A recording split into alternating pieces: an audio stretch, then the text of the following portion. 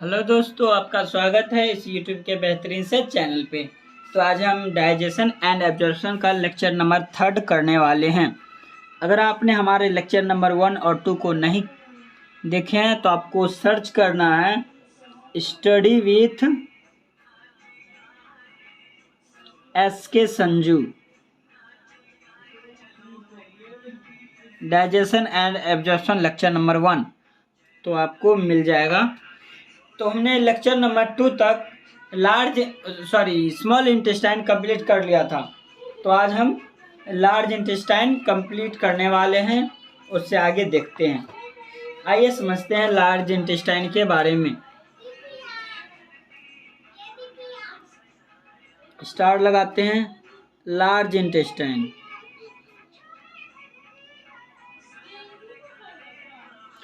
Large intestine में क्या होता है? देखिए, ये लार्ज इंटेस्टाइन जो होता है ये बहुत ही बड़ा पार्ट होता है। लार्ज इंटेस्टाइन, इसका नाम लार्ज इंटेस्टाइन क्यों रखा गया ये आपके मन में आ रहा होगा।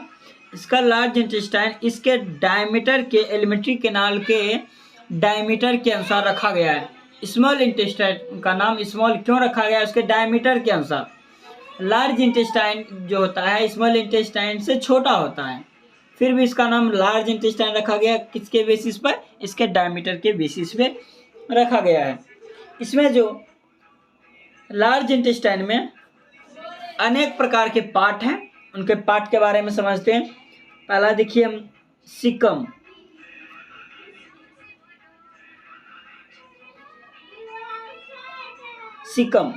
सीकम को हम कहते हैं blind sec.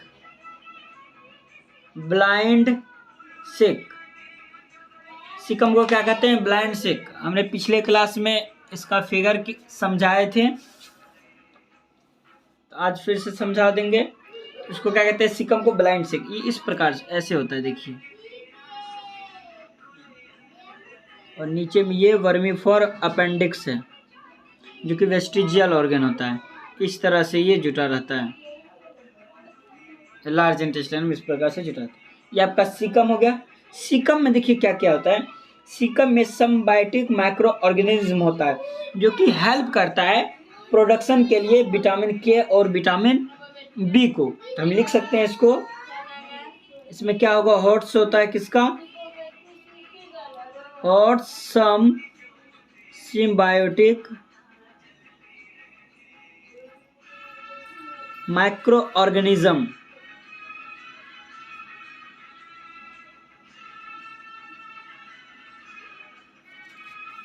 which help in production of vitamin K और विटामिन बी में। तो हमारा जो सीकम में जो होता है सिम्बायोटिक माइक्रो ऑर्गेनिज्म पाया जाता है, जो कि हेल्प करता है किसके प्रोडक्शन में? विटामिन के और विटामिन बी में। और इसके पास एक वर्मीफॉर्म अपेंडिक्स होता है, जो कि फिंगर लाइक स्ट्रक्चर होता है। उसको क्या कहते हैं?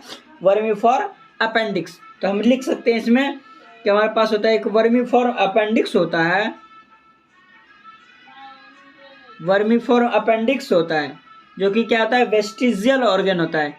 यानी कि इसका अब कोई काम नहीं, पहले काम था लेकिन अब कोई काम नहीं है। इसको कहते हैं वेस्टिजियल ऑर्गन।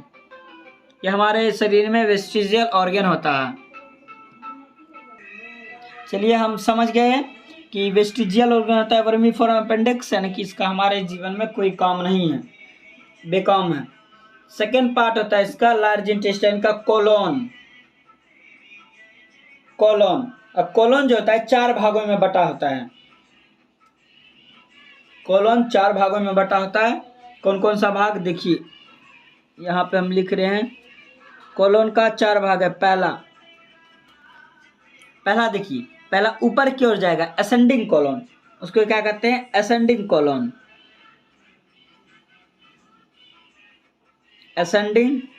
कोलोन।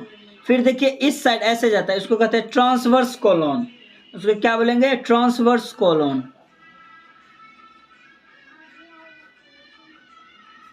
इसको कहते हैं ट्रांसवर्स कोलोन। फिर देखिए नीचे की ओर आएगा तो उसको बोलेंगे डिसेंडिंग कॉलम।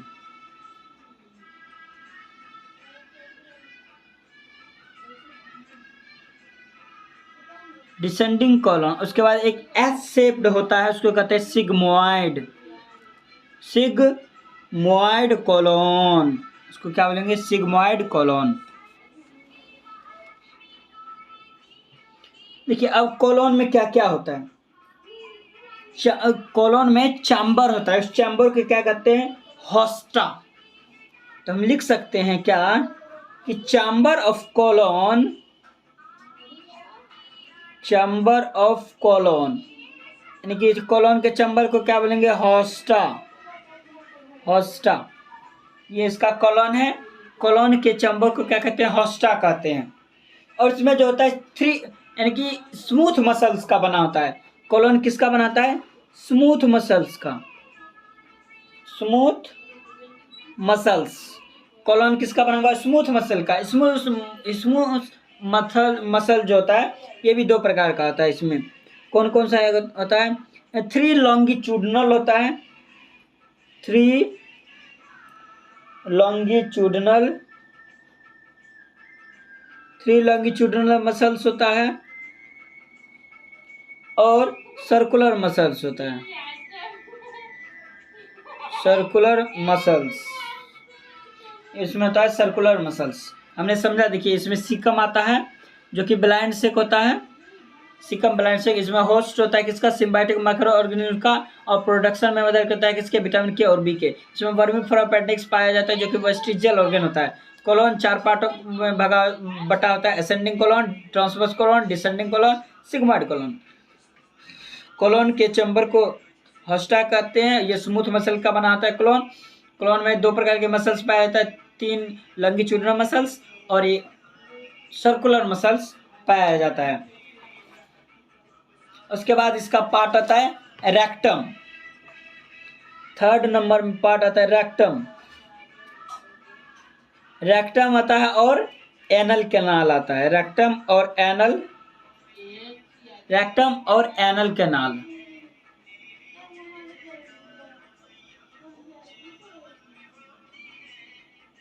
रेक्टम और एनल कैनाल। देखिए रेक्टम में क्या आता है? जो कि अनडाइजेस्टेड फूड होगा, अनपचा हुआ भोजन जो होगा यहाँ पे स्टोर होगा। तो हम लिख सकते हैं rectum for storage of undigested food. Undigested food, जो अनडाइजेस्टेड फूड होगा वहां पे ये स्टोर होगा, स्टोर करेगा। उसके बाद देखिए एनल कैनाल आता है। एनल कैनाल में टू टाइप का स्पिंक्टर होता है। आपका जो एनल कैनाल है, एनल कैनाल ये गार्ड होता है किसके? दो प्रकार के स्पिंक्टर से। तो लिख सकते हैं anal canal guarded by two types of sphincter. Two type of sphincter से बना होता है। देखिए एक एक्सटर्नल स्पिंक्टर होता है, एक इंटरनल स्पिंक्टर। तो टू टाइप्स का स्पिंक्टर है। पहला एक्सटर्नल यानी बाहर वाला स्पिंक्टर, एक्सटर्नल एक्सटर्नल, और दूसरा होता है इंटरनल। इंटरनल देखिए एक्सटर्नल जो होता है वॉलंटरी होता है। वॉलंटरी कहने का मतलब है क्योंकि हम कंट्रोल कर सकते हैं, हम इसको कंट्रोल कर सकते हैं, इसलिए वो ये वॉलंटरी होता है। और इंटरनल इनवॉलंटरी होता है, इनवॉलंटरी होता है। अब समझिए ये वॉलंटरी इनवॉलंटरी कहता है। एक्सटर्नल भाग जो जिसके द्वारा हमारा मल निकलता है, फीसेस निकलता है, उसका बाहरी भाग जो होता है एक्सटर्नल भाग, हम उसको कंट्रोल कर सकते हैं, हम उसको दबा सकते हैं। लेकिन इंटरनल भाग अगर आपको जोर लगा है तो हम उसको ज़्यादा देर तक नहीं रोक सकते हैं, वो इनवॉलंटरी होता है, हम उस पर कंट्रोल नहीं कर सकते हैं। और ये वॉलंटरी होता है। एक्सटर्नल भाग पे हम कंट्रोल कर सकते हैं कुछ समय के लिए। और ये जो वॉलंटरी होता है ये हमारा स्केलेटल मसल्स का बना होता है, और जो इंटरनल पार्ट है वो स्मूथ मसल्स का बना होता है, जो कि स्केलेटल मसल्स का बनाता है, इसीलिए वॉलंटरी होता है, हम उसको कंट्रोल कर सकते हैं। आगे देखिए हम इसका एक बार फिगर बना देते हैं, आपके समझने के लिए आसान हो जाएगा।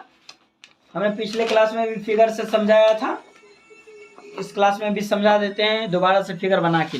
आइए देखिए फिगर ड्रॉ करते हैं और आप लोग देख देख के ड्रॉ कर सकते हैं हमारे फिगर को।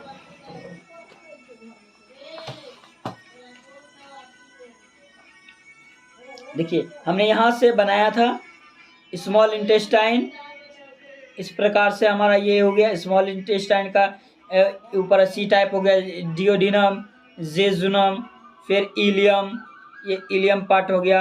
इलियम यहाँ से सीकम से जुटेगा इलियोसिकल वाल्व द्वारा, इलियोसिकल वाल्व द्वारा ये वर्मीफॉर्म अपेंडिक्स हो गया, ये वर्मीफॉर्म अपेंडिक्स। उसके बाद देखते हैं, चलिए हमने ये समझ लिया, ये आपका हो गया स्मॉल इंटेस्टाइन, ये सीकम हो गया, ये वर्मीफॉर्म अपेंडिक्स हो गया।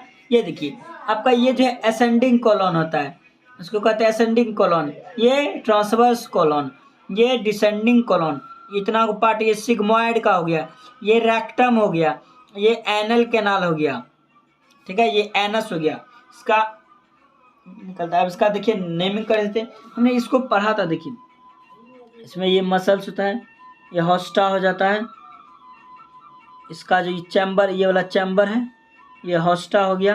और जिसमें ये सर्कुलर मसल दिख रहा है, ये देखिए लॉन्गिट्यूडिनल मसल्स 3 होता है, इस प्रकार से ये लॉन्गिट्यूडिनल मसल्स होता है।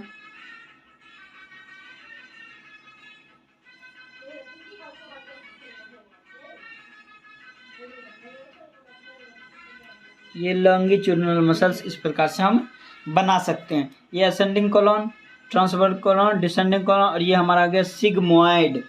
इस वाले भाग को कहते हैं क्या, सिग्मोइड पार्ट। ये है रेक्टम, ये एनल कैनाल, और ये एनस, ये पार्ट है एनस। इसको क्या बोले थे, vermi for appendix, vermi form appendix. ये हमारा पार्ट हो गया सीकम, जिसको ब्लाइंड सेक कहते हैं, ब्लाइंड सेक। और यहाँ पे इलियोसिकल वाल्व होता है, इलियोसिकल वाल्व। चलिए हमने यहाँ तक, और ये एनल कैनाल होता है, एनल कैनाल का एक्सटर्नल भाग और इंटरनल भाग, एक्सटर्नल और इंटरनल। एक्सटर्नल भाग वॉलंटरी होता है, इंटरनल भाग इनवॉलंटरी होता है। हमने यहाँ तक समझ लिया है। आगे हमको लेयर ऑफ गट पढ़ना है। लेयर ऑफ गट, हमारा जो गट है उसका लेयर 4 लेयर का होता है।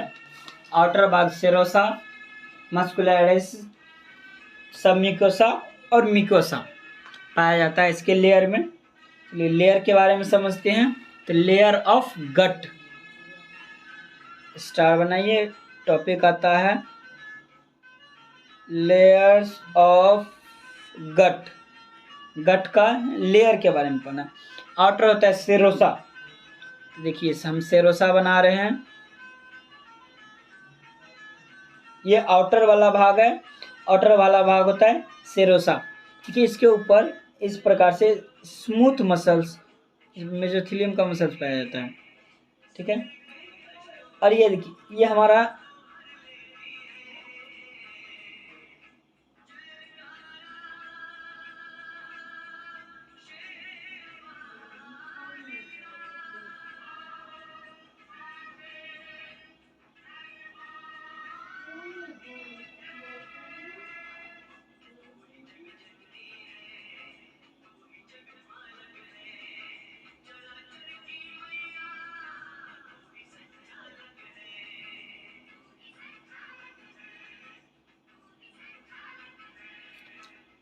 इस प्रकार से बन गया, समझने लायक तो बन गया है।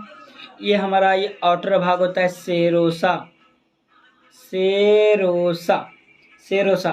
सेरोसा में भी 2 भागों में बटाएगा, एक आउटर होता है, एक इनर पार्ट होता है। तो इसके आउटर पार्ट का जो होता है एरियोलर कनेक्टिव टिश्यू का बनाता है। किसका बनाता है, areolar connective tissue, areolar connective tissue का बना होता है। इसका इनर पार्ट जो होता है, इनर पार्ट मेसोथेलियम का बना होता है। मेसोथेलियम पार्ट बनाता है। ये जो है हमारा मस्कुलरिस है, और मस्कुलरिस भी दो भागों में बटा होता है। मस्कुलरिस भी दो भागों में बटा हुआ। पहला ये मस्कुलरिस, ये सेरोसा हो गया। इसका ये मस्कुलरिस का पहला पार्ट होता है जो कि इनर साइड होता है। मस्कुलरिस का ये इनर साइड, यहाँ से ये इनर साइड है। इनर साइड जो होता है सर्कुलर होता है, और ये आउटर होता है, आउटर लॉन्गिट्यूडिनल हो गया। ये इस प्रकार से आउटर लॉन्गिट्यूडिनल, और ये दोनों मिलके क्या बनाता है?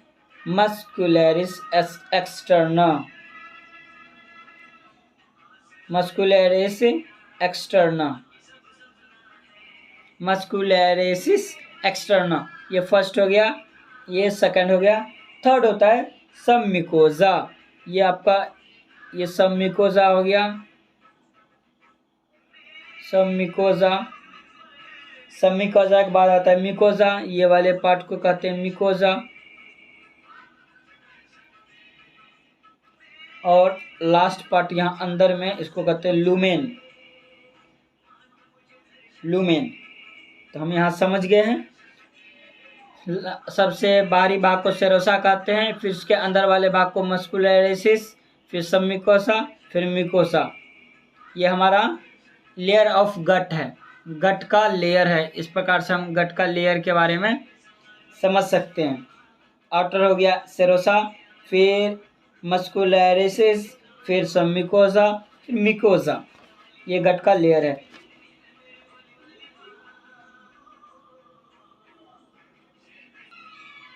हमने ये 4 प्रकार के लेयर के बारे में समझ चुके हैं।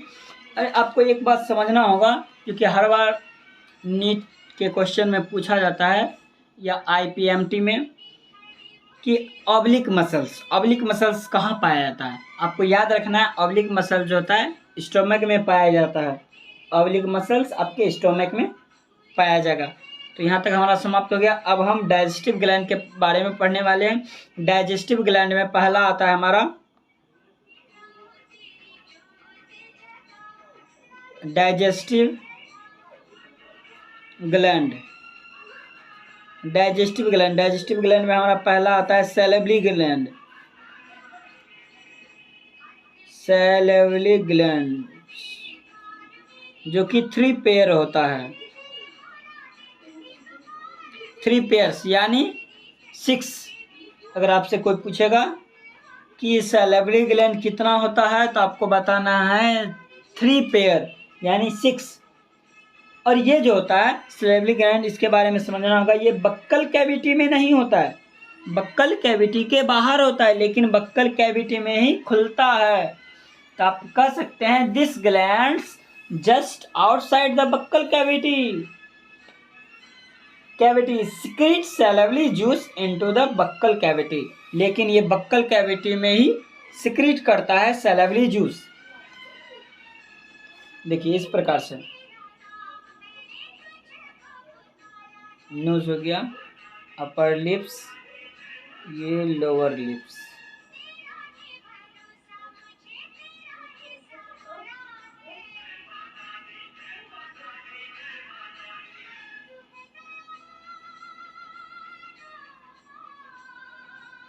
ये टंग हो गया, ये हमारा टंग है।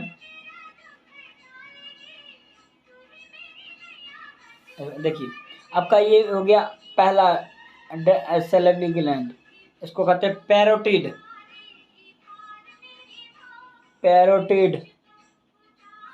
Salivary gland.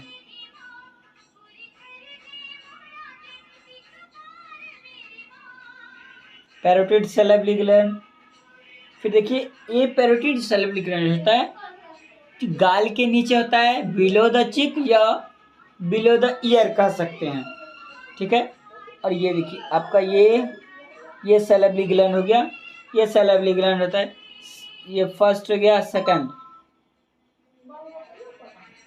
सब मैंडिबुलर सबमैंडिबुलर और सबमैक्सिलरी।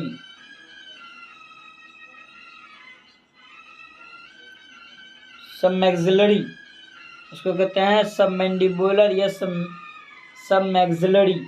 और लास्ट होता है लिंगुआ, सबलिंगुअल, जो कि टंग के नीचे होता है। यहाँ पे ये टंग के नीचे है, ये जाव के नीचे, ये टंग के नीचे, इसको कहते हैं सबलिंगुअल। सबलिंगुअल इसको कहते हैं सबलिंगुअल। और अगर इसका डक्ट पूछा गया, देखिए ये ऊपर साइड में ओपन होगा, ठीक है, ये इस साइड में ओपन होगा। अगर डक्ट पे क्वेश्चन आया तो पैरोटिड का डक्ट क्या होता है? पैरोटिड के डक्ट को कहते हैं स्टेंसन डक्ट। सबमैंडिबुलर के डक्ट को कहते हैं वाटसन डक्ट। और लिंगुअल सबलिंगुअल के डक्ट को कहते हैं रिविनस डक्ट। आइए इसके डिटेल में समझते हैं, एक एक का डिटेल में समझेंगे। सैलिवरी ग्लैंड के डिटेल में समझते हैं।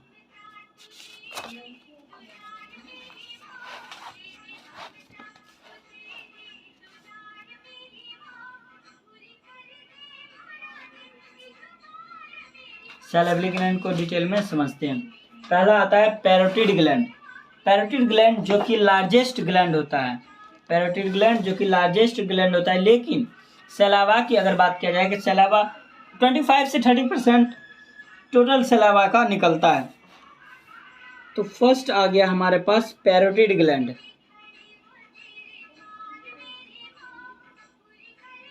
पैरोटिड सैलिवरी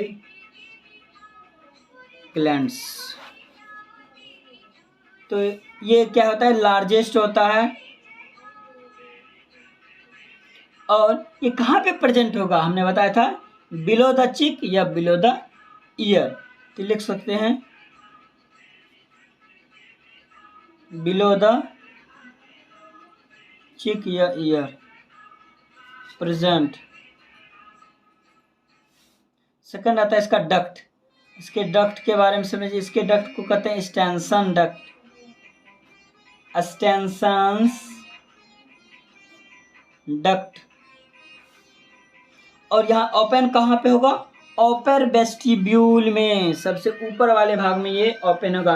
अगर सलाइवा की बात करें, ये रिलीज करता है 25 to 30% of total saliva. Total saliva का 25 से 30% रिलीज करेगा। और सिक्रीशन जो कंट्रोल होता है, secretion control by ninth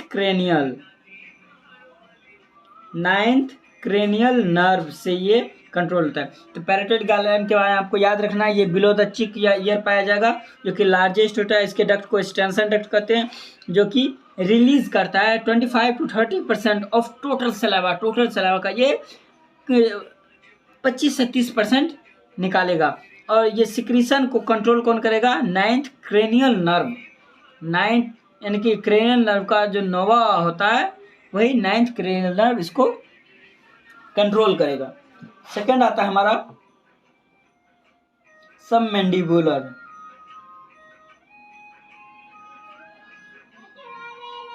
submandibular या submaxillary.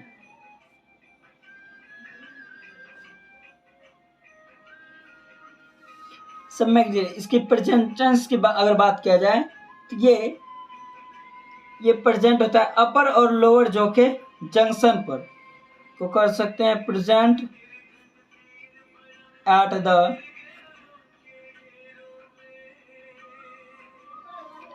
Junction of upper and lower jaw. इसके डक्ट की अगर बात किया जाए, डक्ट, इसके डक्ट को कहते हैं वाटसन डक्ट, वाटन्स डक्ट। इसके डक्ट क्या बोलेंगे? वाटसन। पैरोटिड के डक्ट क्या कहते हैं? Stensen duct. सबमैंडिबुलर के डक्ट क्या कहते हैं? Watson duct. और ये रिलीज करता है maximum saliva, release 70% of total saliva जो कि मैक्सिमम होता है, मैक्सिमम सलाइवा होता है, और इसके सिक्रीशन कंट्रोल होता है, secretion control by seventh cranial nerve. Seventh cranial nerve के द्वारा इसका सिक्रीशन कंट्रोल किया जाता है। थर्ड आता है सबलिंगुअल,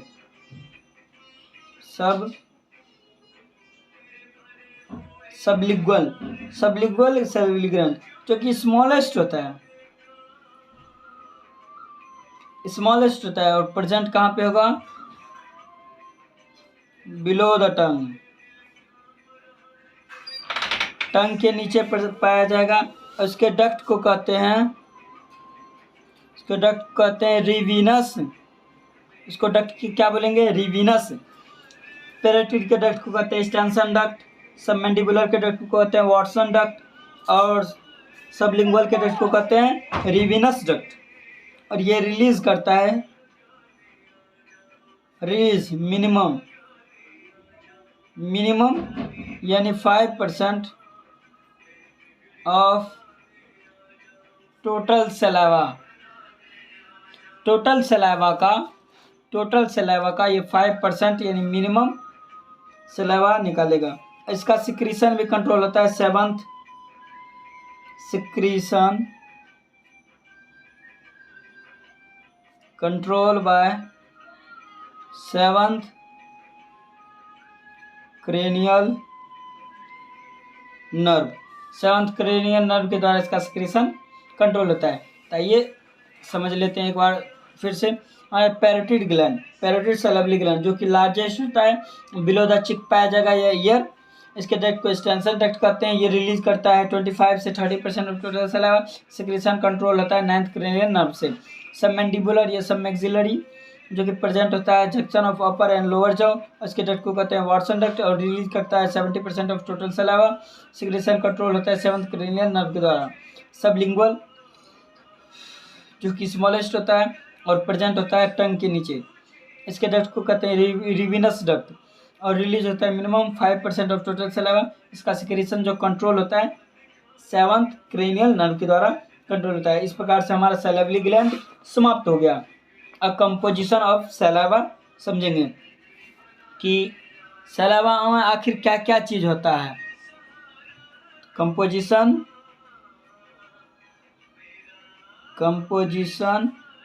ऑफ सलाइवा, देखिए अगर पूछा गया सलाइवा हमारे एक दिन में कितना रिलीज होता है, तो हम कह सकते हैं 1.5 लीटर पर डे रिलीज, इतना सलाइवा हमारे पास निकल जाएगा। इसका पीएच पूछा गया 6.8, लार का पीएच 6.8, और ये 1.5 लीटर पर डे निकलता है। देखिए इसके कंपोजिशन की बात करते हैं तो इसमें 99.5% जो होता है वाटर होता है। सलाइवा में 99.5% जो होता है वाटर होता है, और इसके 0.5% में आता है सॉल्यूट्स, यानी कि 99.5% में वाटर हो गया और 0.5% में आपका सॉल्यूट्स हो गया। सॉल्यूट्स में आपका आ जाएगा आयन, सॉल्यूट्स में आपका आ जाएगा आयन। कौन कौन सा आयन होगा, तो सोडियम आयन, कॉमन बात है, सोडियम एंड पोटेशियम। आयन में आ जाएगा sodium and potassium ion, chloride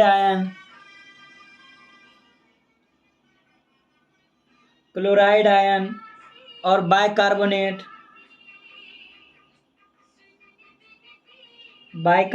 और फॉस्फेट, ये सभी आयन पाया जाता है। अगर क्लोराइड की बात करिए, ये एक्ट करता है कोफैक्टर की तरह, सैलिवरी एमाइलेज के लिए कोफैक्टर की तरह काम करता है। और बाइकार्बोनेट बफर की तरह कार्य करता है, जो कि मेंटेन करता है पीएच को। और इसमें एंटीबैक्टीरियल सब्सटेंस भी निकलता है एंटीबैक्टीरियल सब्सटेंस, एंटीबैक्टीरियल एंजाइम में निकलता है।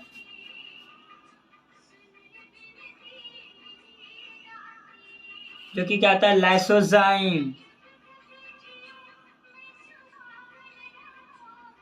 लाइसोजाइम, थायोसाइनाइड, थायोसाइनाइड, और निकलता है इम्यूनोग्लोबिन ए, जिसको कहते हैं IgA एंटीबायोटिक। तो एंटीबैक्टीरियल में क्या निकलेगा, लाइसोजाइम, थायोसाइनाइड और IgA इम्यूनोग्लोबुलिन ए, ये एंटीबैक्टीरियल सब्सटेंस रहेगा। अगर एंजाइम की बात करें तो इसके एंजाइम को कहते हैं सैलिवरी एमाइलेज, सैलिवरी एमाइलेज, जिसको क्या कहते हैं, टाइलिन, टाइलिन, इसके एंजाइम को कहते हैं सैलिवरी एमाइलेज यानी टाइलिन। इसे म्यूकस भी निकलता है कुछ। म्यूकस का काम क्या है, लुब्रिकेट करना, फूड को लुब्रिकेट करना। तो कर सकते हैं लुब्रिकेट्स फूड। कुछ बहुत कम मात्रा में यूरिया भी निकलता है एंड यूरिक एसिड। ये सभी आपके सलावा में पाया जाएगा। सलावा में क्या क्या चीज़ पाया जाएगा, देखिए ये कंपोजिशन सलावा में 99.5% वाटर होगा और 0.5% में सॉल्यूट पाया जाएगा। आपको याद रखना होगा कि 1.5 लीटर पर डे रिलीज होता है सलावा और इसका पीएच होता है 6.8। इसके आयंस में सोडियम, पोटेशियम, क्लोराइड, बाइकार्बोनेट और फॉस्फेट आयन पाया जाता है। क्लोराइड आयन कोफैक्टर की तरह ऐड करता है, बाइकार्बोनेट आयन बफर की तरह एक्ट करता है जो कि पीएच को मेंटेन करता है स्टोमक में। एंटीबैक्टीरियल सब्सटेंस में लाइसोजाइम, थायोसाइनाइड और इम्यूनोग्लोबुलिन ए पाया जाता है। एंजाइम में सैलिवरी एमाइलेज पाया जाता है जिसको टाइलिन कहते हैं, और म्यूकस जो कि लुब्रिकेट करता है फूड को, और यूरिया और यूरिक एसिड बहुत ही कम मात्रा में पाया जाता है। इस प्रकार से हमारा सैलिवरी ग्लैंड खत्म हो जाता है। सैलिवरी ग्लैंड खत्म हो गया, जिसमें हमने पढ़ा कि सैलिवरी ग्लैंड जो होता है 6 होता है, यानी 3 पेयर होता है। पहला पैरोटिड ग्लैंड, दूसरा सबमैंडिबुलर या सबमैक्सिलरी, और तीसरा सबलिंगुअल। पैरोटिड के डक्ट को स्टेंसन डक्ट कहते हैं, सबमैंडिबुलर के डक्ट को वाटसन डक्ट कहते हैं और सबलिंगुअल के डक्ट को रिविनस डक्ट कहते हैं। तो इस प्रकार से हमारा सैलिवरी ग्लैंड खत्म हो गया। अब इसके बाद हम पढ़ने वाले हैं गैस्ट्रिक ग्लैंड। गैस्ट्रिक ग्लैंड,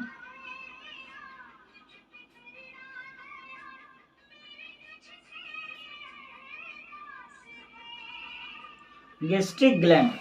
तो देखिए गैस्ट्रिक ग्लैंड के बारे में समझते हैं। गैस्ट्रिक ग्लैंड क्या होता है, देखिए ये मिकोसा का जो पार्ट होता है, हमने लेयर के बारे में समझा था। मिकोसा सबसे अंदर वाले भाग होता है। मिकोसा का जो वो फोल्ड हो जाता है, फोल्ड होके वो स्टोमक में गैस्ट्रिक रूगे बनाता है, गैस्ट्रिक रूगे बनाता है, और उसी में ग्लैंड का निर्माण होता है उसी पार्ट में। तो हम कर सकते हैं folds of epithelial cells। epithelial cells कहाँ पे, मिकोसा में। तो आपको याद रखना होगा मिकोसा, जो कि अंदर वाले सबसे इनर मोस्ट लेयर होता है mucosa, extend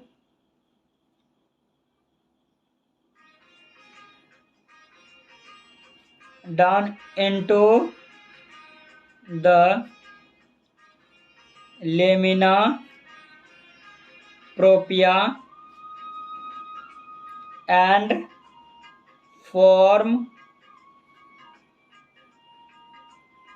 columns of secretory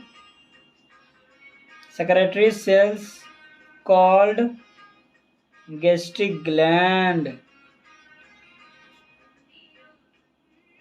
तो हमने बताया था जो फोल्ड होता है एपिथेलियम सेल का मिकोसा में, वो लेमिना प्रोप्रिया की तरह नीचे चला जाता है, डाउन जाता है और कॉलम बना लेता है सेक्रेटरी सेल का, जिसको क्या कहते हैं, गैस्ट्रिक ग्लैंड। देखिए हमारा ये स्टोमक हो गया, स्टोमक हो गया। इसमें इस प्रकार से फिंगर लाइक प्रोजेक्शन पाया जाता है। अगर ये स्मॉल इंटेस्टाइन रहता तो इसको विलाई कहते हैं, माइक्रो विलाई। लेकिन ये स्टोमक में इसको कहते हैं गैस्ट्रिक रूगे, गैस्ट्रिक रूगे, इसको क्या बोलेंगे, गैस्ट्रिक रूगे। तो गैस्ट्रिक ग्लैंड समझ गए। देखिए अब इसके एक पार्ट को बाहर निकाल लेते हैं और उसके बारे में डिटेल समझते हैं। इसका एक धसा हुआ भाग को निकालते हैं। देखिए इस प्रकार से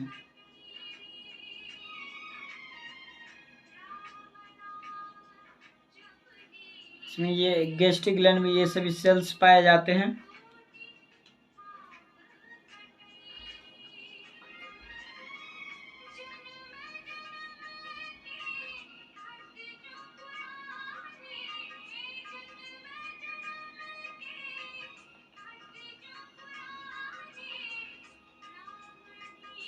यहाँ पे कुछ डिफरेंट टाइप का सेल्स पाया जाता है। पहला जो होता है ये म्यूकस सेल्स है, इसको कहते हैं म्यूकस नेक सेल, जो कि म्यूकस प्रोवाइड करता है। म्यूकस नेक सेल्स ये क्या करता है, ये थिक लेयर 1 से 3 mm का थिक लेयर बना लेता है और ये प्रोटेक्ट करता है एससीएल से। लिख सकते हैं प्रोटेक्ट फ्रॉम एससीएल, एससीएल से प्रोटेक्ट करता है और प्रोटियोलिटिक एंजाइम से। और इसके बाद ये वाला जो सेल्स है, इस वाले सेल्स को कहते हैं पेरिएटल सेल्स, पेरिएंटल या ऑक्जेंटिक सेल्स, पेरिएटल सेल्स या ऑक्जेंटिक सेल। क्योंकि रिलीज क्या करेगा, ये रिलीज करता है एचसीएल रिलीज करता है और केसले इंट्रिंसिक फैक्टर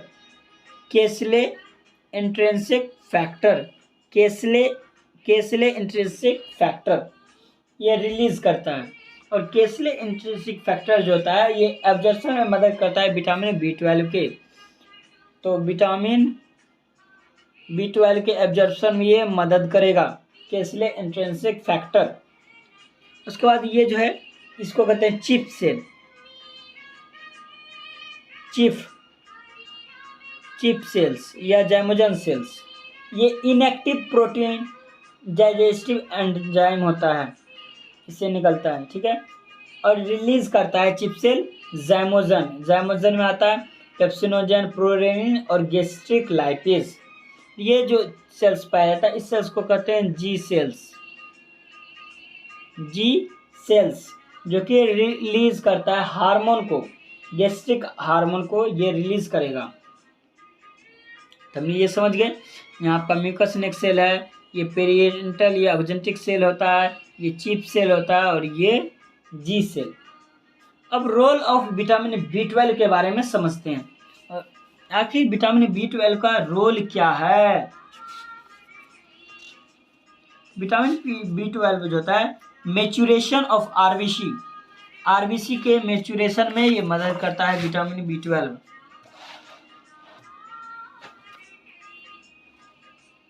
विटामिन B12 क्या करेगा, आपका मैच्यूरेशन ऑफ आरबीसी में मदद करता है। देखिए अब समझने वाले हैं role of vitamin B12। It is responsible for maturation of RBC के मैच्यूरेशन में ये रिस्पॉन्सिबल होता है। देखिए आरबीसी इस प्रकार का होता है, आरबीसी इसमें न्यूक्लियस होगा और ये इमेच्योर आरबीसी है। और जब ये मैच्योर हो जाता है विटामिन B12 की उपस्थिति में, ये देखिए ये साइज को रिड्यूस करेगा बाइकॉन्केव साइज बना लेगा। तो ये मैच्योर आरबीसी है, मैच्योर आरबीसी। ये हो गया इमेच्योर, इमेच्योर आरबीसी। देखिए अगर मान लीजिए विटामिन B12 नहीं रहा तो रोल समझ रहे हैं, अगर विटामिन B12 एब्सेंस रहा तो हम कह सकते हैं in case of absence of vitamin B12, अगर विटामिन B12 एब्सेंस रहा क्या होगा, इसका मेचुरेशन नहीं होगा। तो कह सकते हैं lack of maturation, lack of maturation, maturation ही नहीं होगा। अगर मेचुरेशन नहीं हुआ तो देखिए क्या होगा, अगर मेचुरेशन नहीं हुआ क्या होगा, इमेच्योर लार्ज साइज का जो ये आरबीसी है वो डिस्ट्रॉय हो जाएगा। डिस्ट्रॉय क्यों होगा, क्योंकि इतना बड़ा बड़ा साइज देखेगा हमारे अंदर, इतना बड़ा बड़ा साइज देखेगा ब्लड ग्रुप में, तो वो समझेगा कोई होस्ट आ गया है, कोई हम लोगों को मारने के लिए आ गया, तो इसी को पहले ख़त्म कर देता है। तो अगर मेचुरेशन कम होगा, अगर मेचुरेशन कम होगा क्या होगा,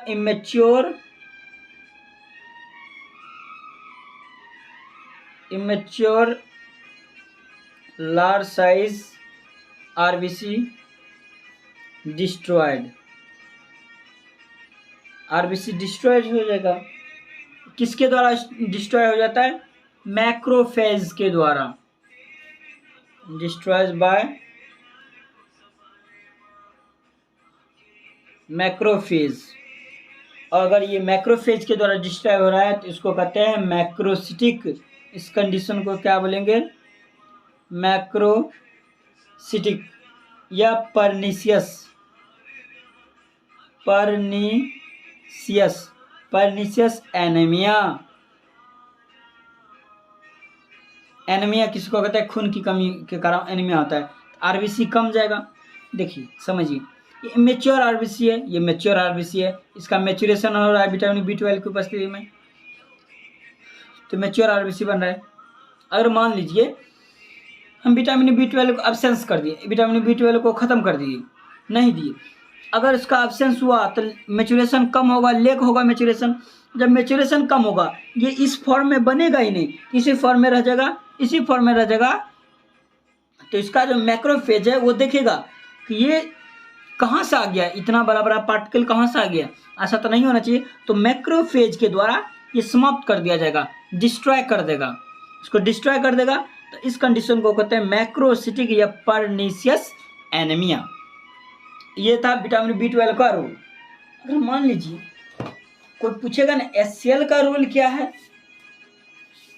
HCl का रोल, आइए HCl का रोल समझते हैं।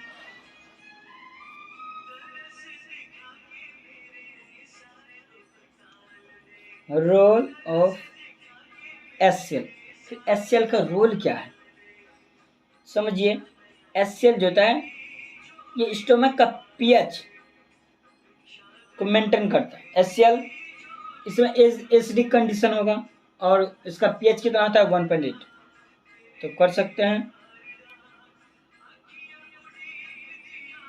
HCl मैक्स स्टोमक के पार्ट को बनाए रखता है, pH कितना पे एसिडिक बनाए रखता है, कितना 1.8। और HCl जो होता है ये ज़ाइमोजम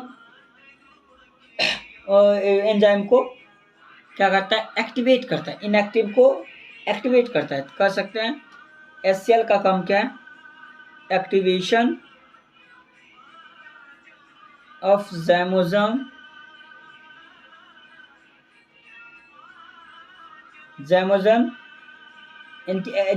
को एक्टिवेट करेगा। और ये HCl का क्या काम है, किल मोस्ट ऑफ द पैथोजन, जो भी पैथोजन आता है उसको ये मार देगा। और HCl को सबसे मेन इसका जो फंक्शन है, HCl कन्वर्ट किसको कन्वर्ट करता है? Fe3+ को फेरस को, यानी फेरिक को फेरस में कन्वर्ट करता है। ये आपका हो गया फेरस, ये हो गया फेरिक, उल्टा लिखा गया ना, सॉरी बच्चों। ये फेरिक हो गया, ये फेरस, फेरस में कन्वर्ट करता है कौन? HCl। HCl आपको फेरिक को फेरस में कन्वर्ट करता है। तो रोल ऑफ HCl क्या हो गया? ये HCl max stomach pH acidic बनाता है। HCl एक्टिवेशन ऑफ जैमोजन करता है। ये किल मोस्ट ऑफ द पैथोजेंस, और HCl कन्वर्ट करता है Fe3 को Fe2+ में। देखिए अगर HCl का कमी हो गया, एब्सेंस हो गया HCl का, तो उस कंडीशन को कहते हैं एक्लोरहाइड्रिया। इसको क्या कहते हैं? एक्लोरहाइड्रिया। एक्लोरहाइड्रिया इसको क्या बोले? Absence of HCl। अगर HCl का एब्सेंस हो जाएगा उसको क्या बोलेंगे? एक्लोरहाइड्रिया।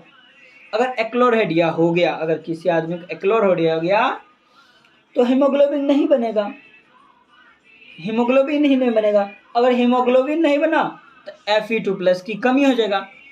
अगर HCl नहीं आया तो Fe3+ को Fe2 में कैसे बनाएगा?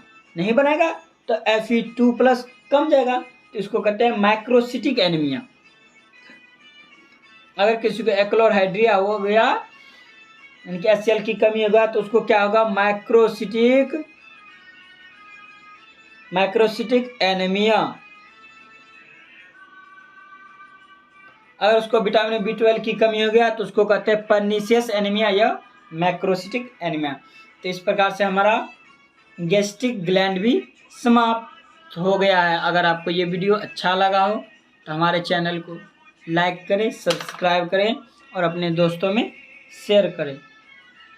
थैंक यू दोस्तों।